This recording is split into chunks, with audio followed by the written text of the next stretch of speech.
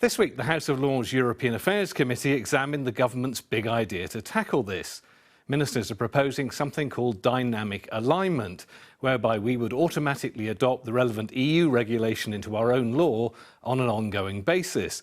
While this could sweep away the post-Brexit costs and complications, critics say it would make us rule takers rather than rule makers and, unless opt-outs can be negotiated, could stop us gene-editing crops or rolling out a vaccine for bovine TB. Seb Noble reports.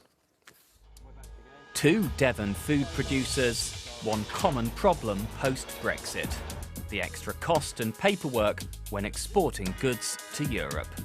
A health certificate, which has to be signed in 46 places and on 14 pages. And it requires an official veterinarian to come in and to validate this and to sign it off, stamp it, and then that goes with the paperwork.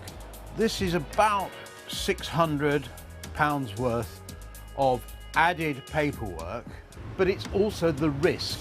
What happens when the paperwork goes wrong, is incorrect in some detail, and that is a huge risk. You can have an entire shipment completely destroyed by the customs at Calais. In total, that's cost this Newton Abbot sausage maker an extra 250 grand.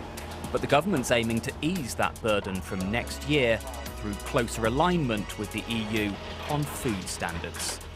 It would solve every single issue. We'd crack on and away we go. Will it be completed by 2027? I don't know. I really don't know. This fish merchants in Brixham's also been at the sharp end of Brexit red tape. It's time consuming for the paperwork, both ends, here and in Calais, irrespective of where one sends fish. So there's delays at the tunnel, there's delays at this end. The market takes a little longer. We have to pay a penalty to the health authorities if we cannot get our health certificate printed and done by 1 p.m. Without extra sales, our extra costs with the health certificates, with the refusal of goods, etc., come to over 500,000 extra cost to us. While aligning more closely with EU rules might help businesses like these, this week at Westminster, contrasting views from industry leaders. The agreement for us is vitally important. Trade over the last 6 years for beef exports have fallen over 20%, our sheep meat exports are down 15%, and our pork exports are down about a third.